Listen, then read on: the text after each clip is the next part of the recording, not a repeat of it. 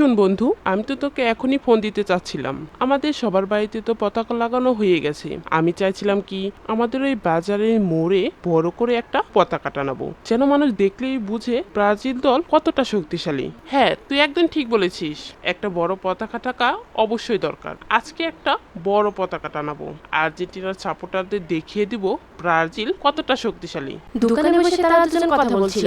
এমন সময় রিমা আর রাশেদ দোকানে আসে। রিমা রাফি আর সিয়ামকে দেখে বলে, দেখো ভাই, এখানে একদল 7 আপ বসে আছে।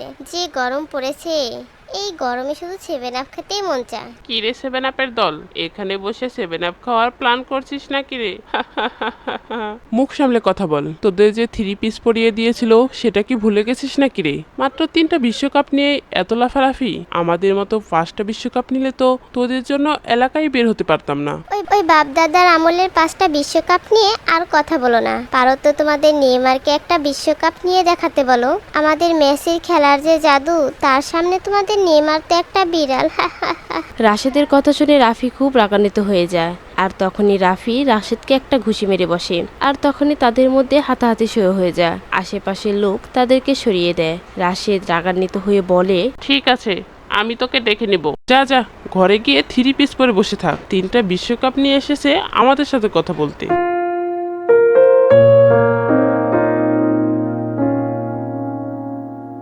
রিমা আর রাশেদ তাদের বন্ধুদের গিয়ে সব কথা খুলে বলে। ফয়সাল তাদের কথা শুনে বলে, না না, এটা কখনো সম্ভব না। ওখানে আমরাই সবসময় পতাকা টানিয়েছি, ওখানে আমরাই পতাকা টানাবো। ওখানে ব্রাজিলের কোনো পতাকা টানানো হবে না। হ্যাঁ, তুমি একদম ঠিক বলেছো। ওখানে আমরাই প্রতি বছর পতাকা টানাতাম, এবারও আমরাই পতাকা টানাবো।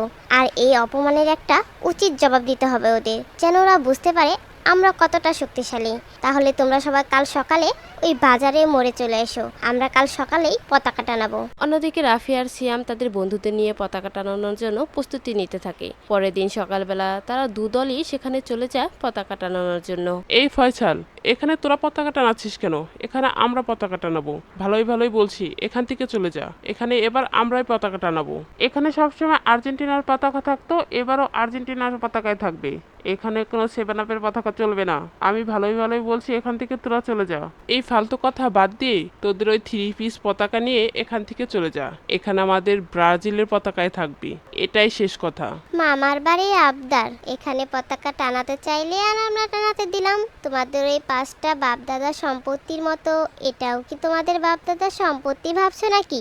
আমাদের বাপদাদা সম্পত্তি আছে বলে তাও তো আমরা দেখাতে পারি, তোমাদের তো তাও নেই। এসেছে 3টা বিশ্বকাপ নিয়ে বড় বড় কথা বলতে। ঠিক আছে, দেখা যাক এবার এখানে কাদের পতাকায় উড়ে, আর্জেন্টিনার পতাকা না ব্রাজিলের পতাকা। আমাদের ওই বাপদাদা সম্পত্তির দরকার নেই, গতবার আমরাই বিশ্বকাপ নিয়েছি, দেখবে। এরপর দুই দলের মধ্যে তর্কের সাথে সাথে হাতাহাতি শুরু হয়ে যায়। পাশ দিয়ে যাচ্ছিল রহিম চাচু। রহিম চাচু তাদের মারামারি দেখে কাছে গিয়ে সমাধানের চেষ্টা করে, কিন্তু একটা লাঠির বাড়িতে রহিম চাচুর মাথা ফেটে যায়। সে মাটিতে পড়ে যায়। ফয়সাল থামো, রহিম চাচ্চু মাথায় আঘাত পেয়েছে, এখনই তাকে হসপিটালে নিয়ে যেতে হবে। হায় আল্লাহ, রহিম চাচু মাথায় আঘাত পেয়েছে, প্রচুর রক্ত পড়ছে, এখনই তাকে হসপিটালে নিয়ে যেতে হবে।